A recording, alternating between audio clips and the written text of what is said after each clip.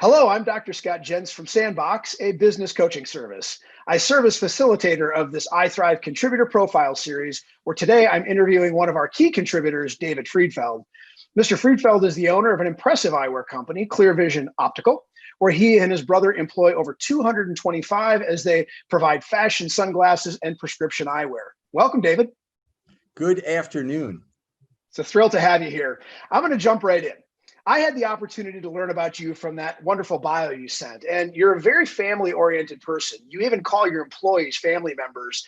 I noticed on your website that after the passing of your father, Fred, in 2014, your company created a scholarship in his name. Tell me more about what that scholarship aims to do. Right. So the scholarship is at the SUNY University in New York for the optometric school. And our goal at that point was to take something my father really loved, which was the eye care industry, and do something on a go-forward basis. So twice a year, we involve the community, eye care and local community, in raising funds. The company matches those funds, and then the family, the Friedfeld family, puts in additional funds. So right now, we have the ability to provide a small scholarship, not a big scholarship, small scholarship to one student per year. We visit the school on a regular basis to see our students. And our goal over time will be to increase that scholarship so it becomes meaningful and ultimately becomes self-sustaining. Well, it's already meaningful. That is fantastic. As a business owner, you've seen many challenges of employing people. You call them family members. And while we know there's always challenges in keeping our people in line with our vision, you probably have some sort of a formula for taking unproductive people and making them proud and productive members of your Clear Vision family. Like, what's your secret? So, well, first of all, I would like to go back to my dad because it's interesting Please. that you talk about it from a family perspective. It always was and is a family business. And about 15 years ago, or maybe a little bit more, we started having a company-wide meeting, which we refer to as a town hall. And that's an unusual. A lot of people also talk about a town hall. But what we did, my dad walked into one meeting one day and he looked at everyone around the room and said, "We have to stop calling this a town hall. You are all my family. And we're going to call this a family meeting. It's similar to when the family gets together at the dinner table, and we're going to open it up and talk like a family." And he did this unannounced. I had no idea that he was going to do it, but he stood up and did that. And ever since then, we've called it a family meeting, and we refer to people as family members. So it's true, and we feel that way about it. And now if I get to your question, so how do we either address non-performing family members? Okay. Yeah. And truthfully, that's how we talk about it in the company. We say, look, from time to time, there are family members that need to understand and get with the program as far as the family goes. And it's no different than I talk to my own kids. Like when my kids were little, I would say, guys, I have 4 kids. I say, look, you can do anything you want as long as it doesn't bring any shame or dishonor to the company, or rather to the family. If it's not stupid or immoral, if it's not going to get me and your mom in trouble, you can do what you want. And that were the rules. Every once in a while, kid might steal a car or something like that. We have to, yes, that is true. That is true. So you have to deal with these certain things. He didn't go to jail, but I wanted him to go. And the same thing is true at the Clear Vision Optical Company. So we're looking for employees that are family members that can help us grow. Honestly, it begins with hiring right. If we know what we're looking for and we know what that family member looks for, we can bring them in the right way. It requires a lot of communication on a weekly basis. And ultimately, somebody that's not really happy at Clear Vision Optical, they learn it pretty quickly. We do a survey annually. We've done since 2007 with New York State. It's part of the competition, if you will, for best company to work for. So this last year, we were 9th best company to work for in our size category in New York State. One of the questions is, do you believe in the CEO or some version of that? Do you have faith in the company, believe in the CEO? Usually I get about a 97% yes, check mark, he's a good guy. Whenever I have the family meeting, I say, look, I know there's 3% of you out there that think I'm doing a lousy job. So you're welcome to stay. But if I was you, I would leave. And from time to time, we have people leave the organization. From time to time, we have to have different talks with people to, have them understand what the responsibilities are. And I think the more you do that, the easier it is for everybody. So an interesting follow-up is, are you a down and in leader or sort of an up and over leader? Well, you might have to define that. So let's see if I can follow.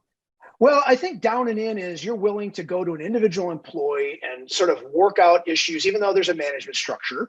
Neither one of these is better than another, by the way. And up and over is a little bit more of a, hey, I'm going to set the tone. I'm going to set the vision. I'm going to let my management do its thing. And I think a lot of practices struggle with the same thing, whether to sit down with the brand new employee who's struggling as a family member, or whether to let the staff member that's their manager do it. I'm just curious which style might best define you.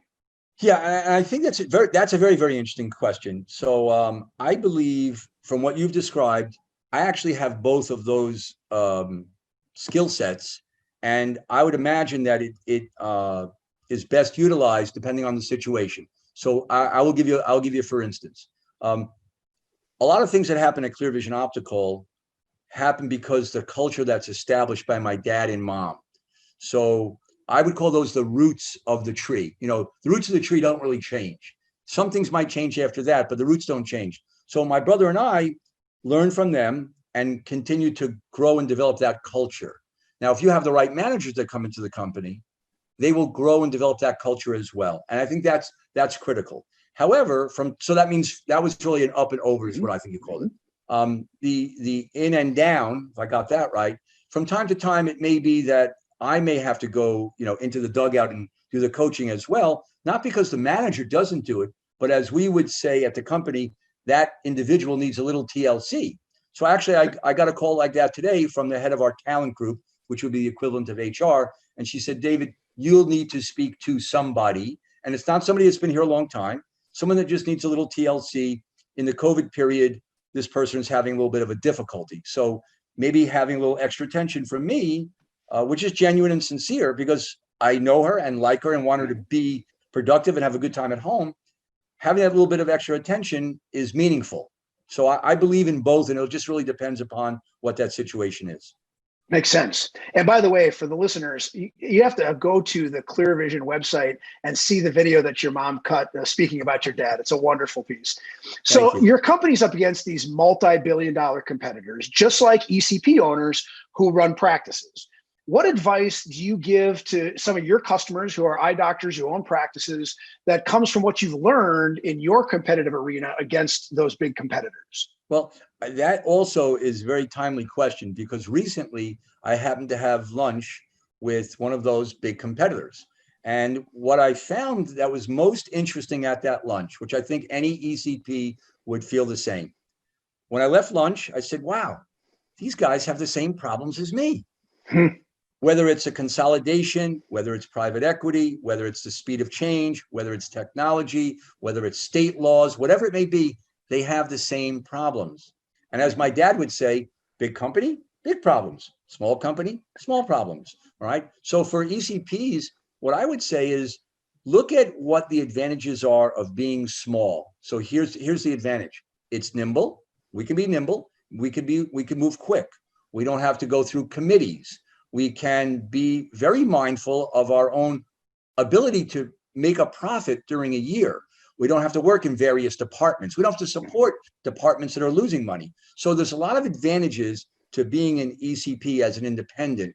And, I personally believe that the independents have a great opportunity in the go forward because the demographics for eye care are very, very good. We know there's a great increase in myopia in the country. We know that our country adds new population every year. 6 million people a year are born in the United States. And that means we're talking about almost the size of New Jersey. That's New Jersey, about 8.5 million.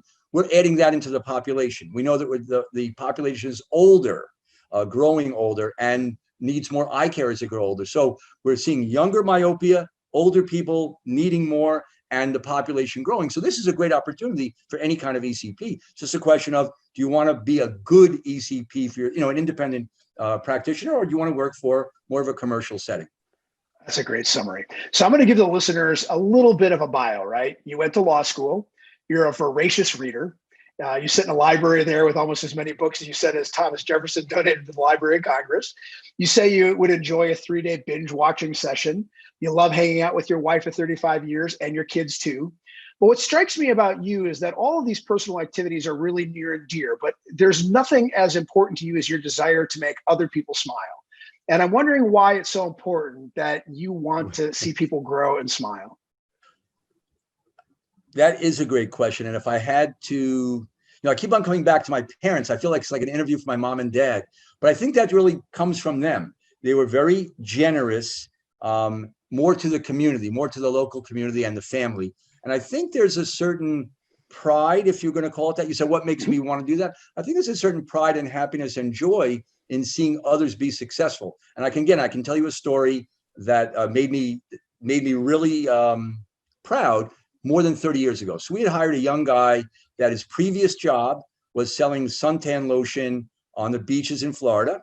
And it was a young dad. And the second job he had was delivering newspapers. So he came to work for Clear Vision Optical.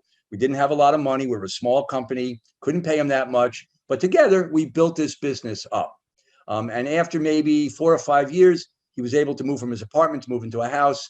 And it was a house way out in the country, nothing fancy, had an above ground pool. But when I came to visit him, he said, David, we could have never done, me and my family, we could have never done this without you. And I thought, no, it's just the opposite. I could never run this company without somebody selling product. So that's the kind of stuff that makes me real happy. The letters I get from former employees, from retired employees, from people that have moved to other companies is always about, you really impacted me, or my experience at Clear Vision Optical really impacted me.